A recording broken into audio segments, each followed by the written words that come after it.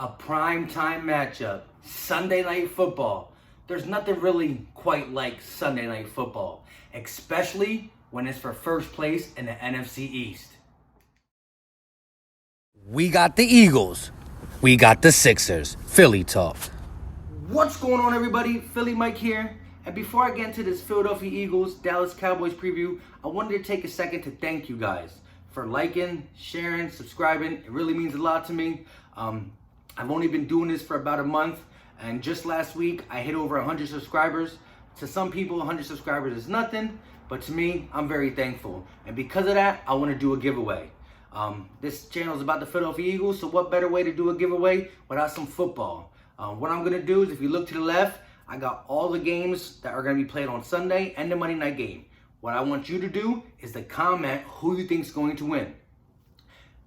All the games on Sunday, including the Monday night game. But for the Monday night game, I want you to put the total points that are going to be scored in that game. In case there's a tie, that is what we will use to get the tiebreaker.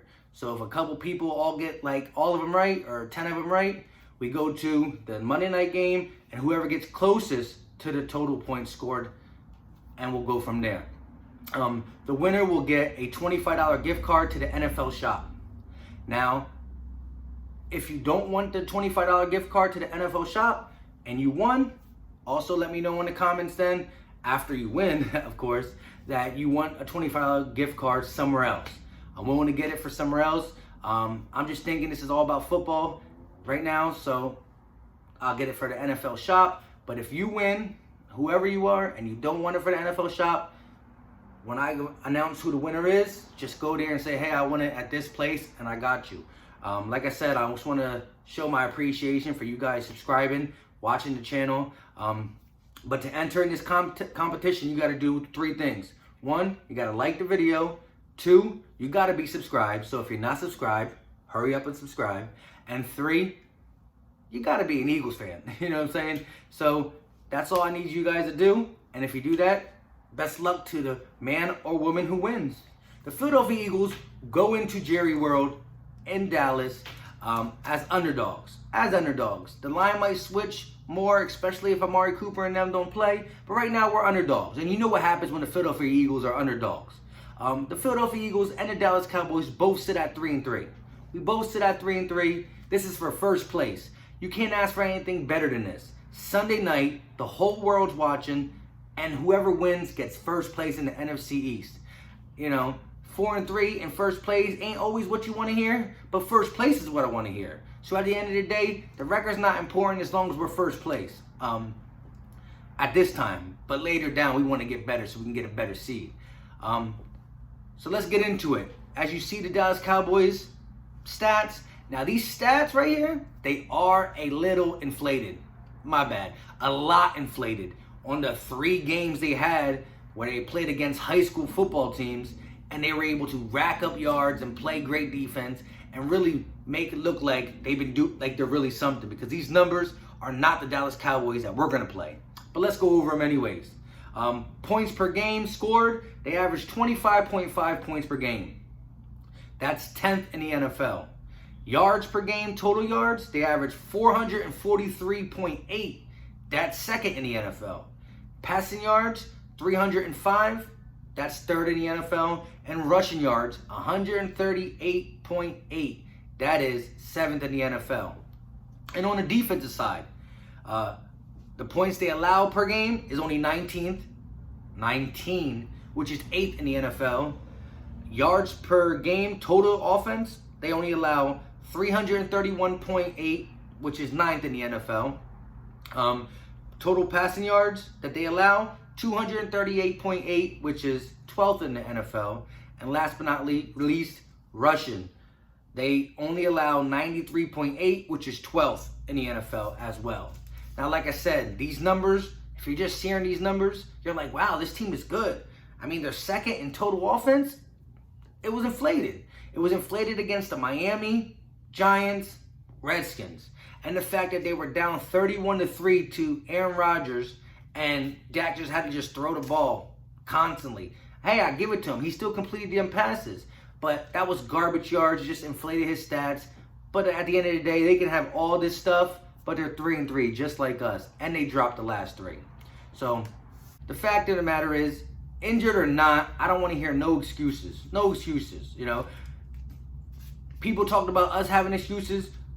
You know, Carson Wentz with the drop balls and the injuries on defense and the fumbling and the blah, blah, blah. Nobody wanted to hear that. So now we don't want to hear the same thing. At the end of the day, injured or not, you're still the Dallas Cowboys. We're still the Philadelphia Eagles. You got to find a way to win. That's what good teams do. As for this Sunday night matchup, I'm going to start on the defensive side because that's the more concerning side. We are getting 2 guys back. Ronald Darby should be playing. Jalen Mills should be playing. They're not all world-round cornerbacks. We all know this as Eagle fans, but they're a hell of a lot better than what we put out on Sunday against Minnesota. So it's simple as that. We've proven that we can win with them cornerbacks, and that's what we got to do Sunday night for first place. So the defense is important.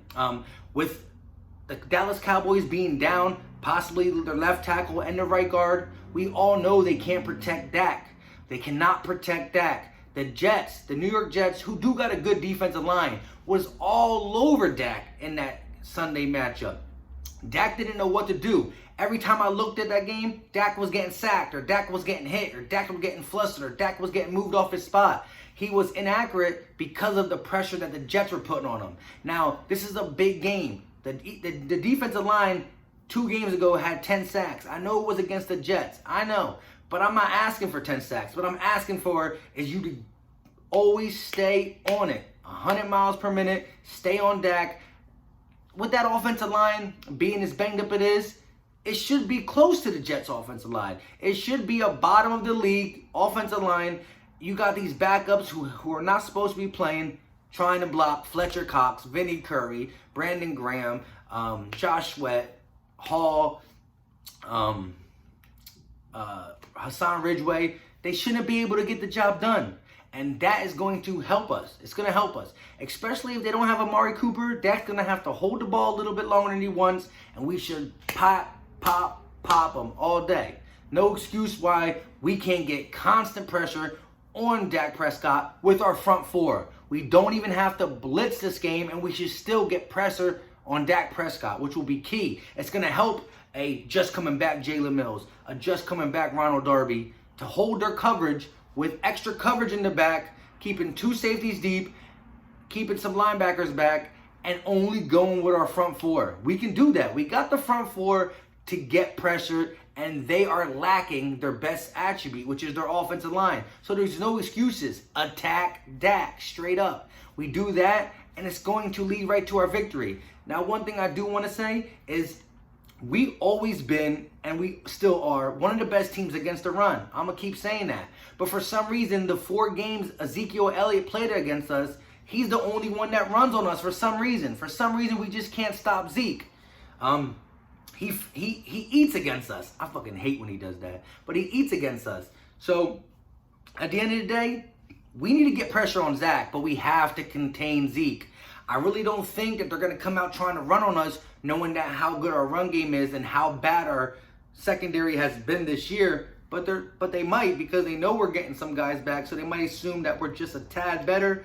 And they know from previous years we were bad against the pass, but Zeke always got what he wanted.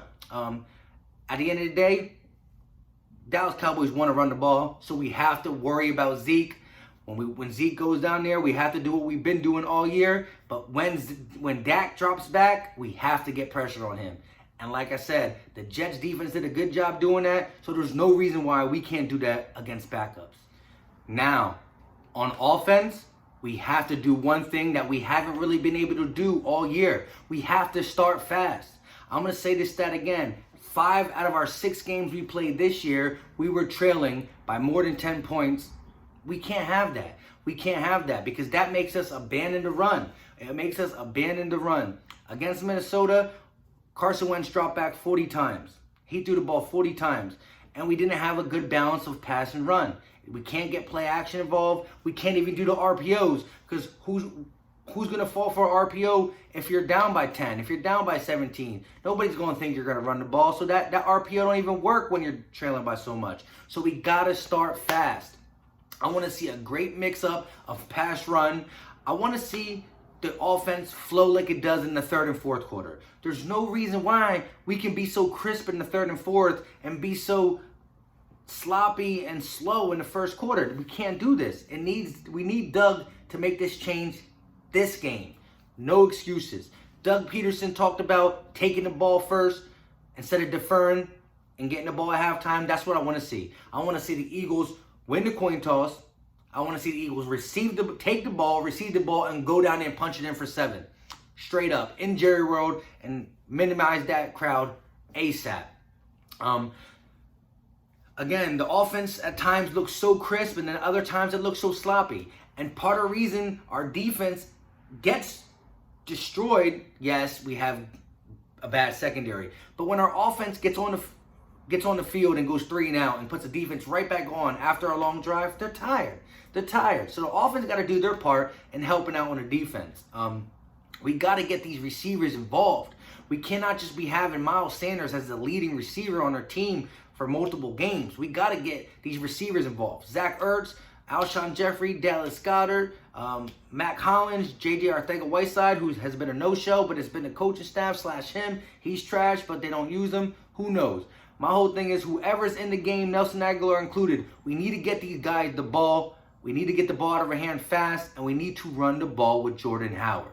We need to run the ball with Jordan Howard because you saw what happened with the Dallas Cowboys. You saw what Aaron Jones did.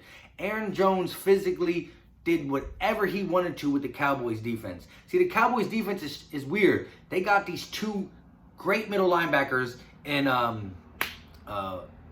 they call him the Wolf Hunter, but I think it's Van Der Esch and Jaden Smith. These guys are great, but they're great side to side. They are super fast. So when you do sweeps to the outside or you run outside the tackle, these guys can shoot to the left and shoot to the right and get you. But what they're not good at doing is filling these gaps in the middle. So who runs the ball up the middle the best on our team? Jordan Howard. So keep feeding him, put the ball right in his belly and let him go up the middle or let him go inside the tackles. Against the Dallas Cowboys, if you run into tackles or up the gut, they can't do it. Van Der Esch and Jaden Smith are not good in the middle. They're great side to side, speed middle linebackers who can tackle, but they're afraid to put their nose inside the middle. They miss gaps, and you can get up the field on them like that. So that's what we got to do. When we run the ball, we got to run in between the tackles and up the gut, and I need to see the play action and RPO. That's what the Eagles like to do. With Nick Foles, we did it, and with Carson Wentz, we did it. In that 2017 run, people forget in them 13 games, Nick Foles wasn't the quarterback and Carson Wentz was looking mighty fine. And if you really watch the season, Carson Wentz looks great this season. But the RPOs and the play actions don't work when you don't run the ball successfully or when you don't run the ball enough. So we have to stick with the run. We have to run with Jordan Howard, and we have to go up the gut. That's going to open so much stuff for Carson Wentz, for our receivers who have been struggling. Our receivers have been struggling mightily. But this is the game that we're going to come out. We're going to come out and score 30-plus points. I'm saying it right now. We're going to score 30-plus points. I think close to 30. But we're 30-plus. It's simple and plain. I need to see it. I want to see it. And like I said, this is being recorded on Thursday. Who knows fully if Amari Cooper and the offensive line people are going to go. If they do go, it's a different game plan. But if they don't go, there's no reason why we shouldn't go into their house and take them out early. None of this trying to catch up in the second half. This offense is going to score 30 points this game. I can feel it. So with that being said, it's time for my prediction. I got the Philadelphia Eagles winning 30-20. That's my prediction. The Philadelphia Eagles go into Jerry World and win a big game by 10, 30-20. And we get it done. First place in the NFC East. Like I always say, like my videos, share my videos, subscribe to the channel. I appreciate it. Don't forget for what I said early in the video. If you want to be in this competition, you have to comment the teams that you think is going to win. And don't forget that on Monday night, you have to put the total points in case it's a tie. I use that for the tiebreaker. Remember, though, to be entered, not only do you have to comment who's going to win down there, you have to like the video. You have to be subscribed. If you're subscribed, cool. If not, hit subscribe before you put that down in the comment section. And last but not least, you got to be an Eagle fan. So you already know what it is. Let's get this W, and best of luck to the winner. We out.